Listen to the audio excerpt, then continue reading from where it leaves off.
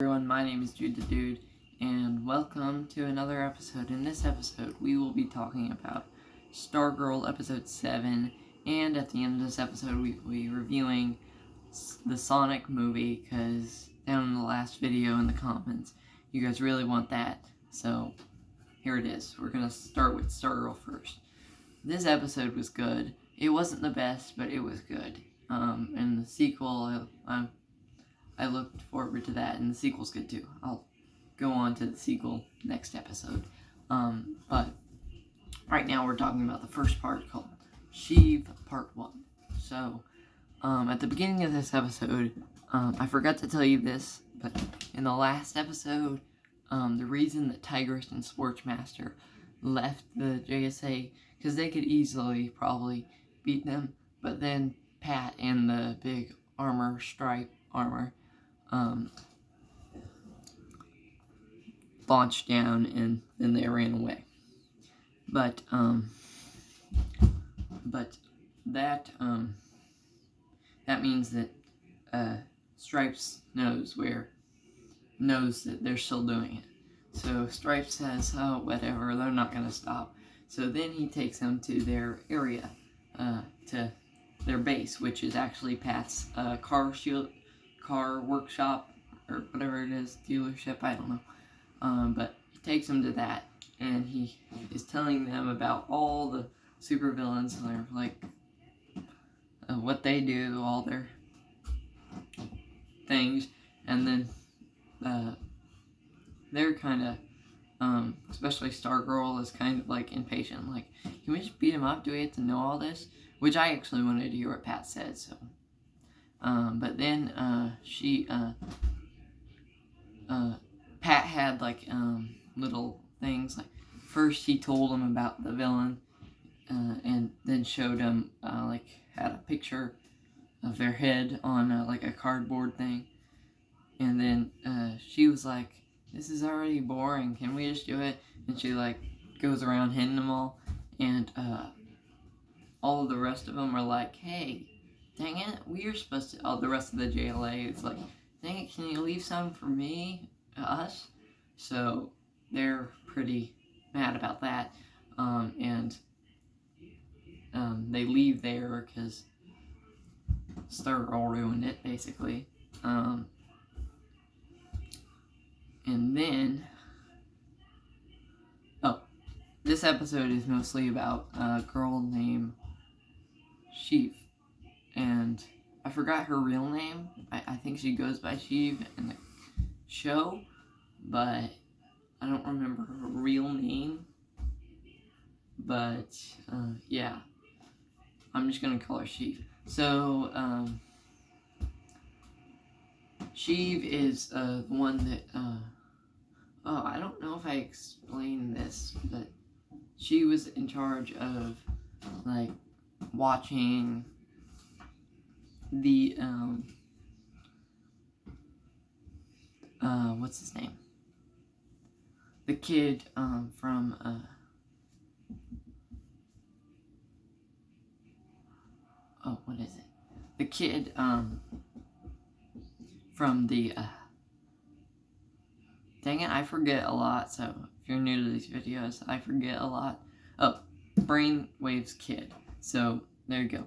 Brainwave's kid, she was in charge of watching Brainwave's kid, making sure he doesn't have any powers, and she said he didn't, to her dad. Her dad is a supervillain who, I believe, works with the Injustice Society of America, because the Injustice Society of America are making some signal wave. I'm not sure what they're trying to make, but they're trying to do that, and she is helping her father get the information out about what she needs about the children of the JSA and the Injustice Society.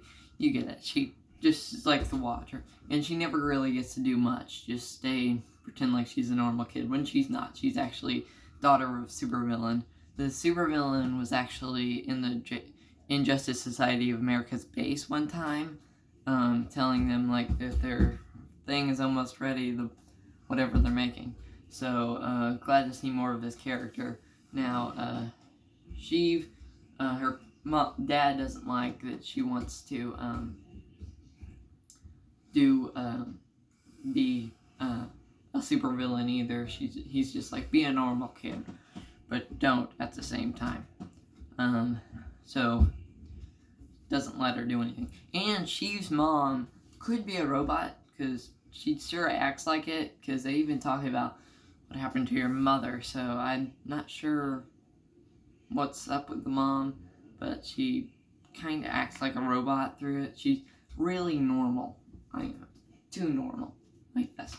That just might be my opinion, I don't know. But then, or maybe she's just traumatized because her husband's a supervillain, probably. I don't know. But then we have, after that, there is like a big game, I believe, in like a football game or basketball. I don't know. Soccer maybe. I don't know. Some game, and Courtney, I got the name right.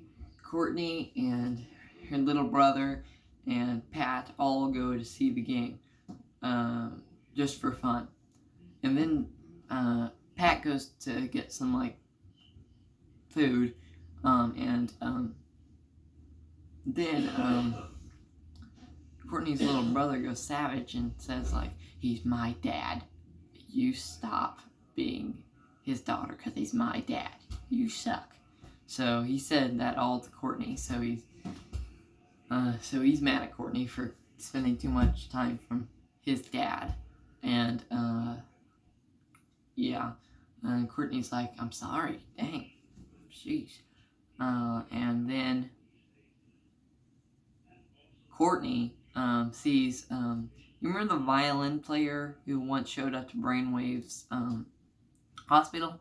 Well, the violin player, who is also the principal of the place, is at the game too, and she's calling somebody down in the lower like seat area of watching the game.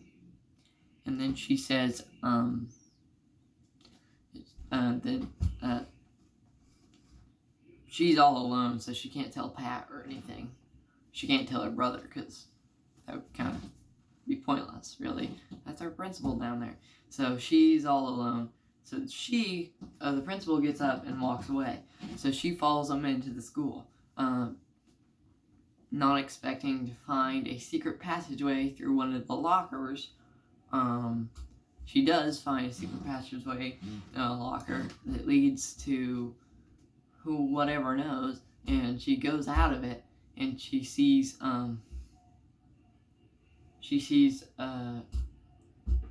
Shiv, the girl Shiv, who Courtney tried to make friends with her real life like persona, and that didn't go that well. So so Shiv and her have a big fight. Shiv is like mad at her because like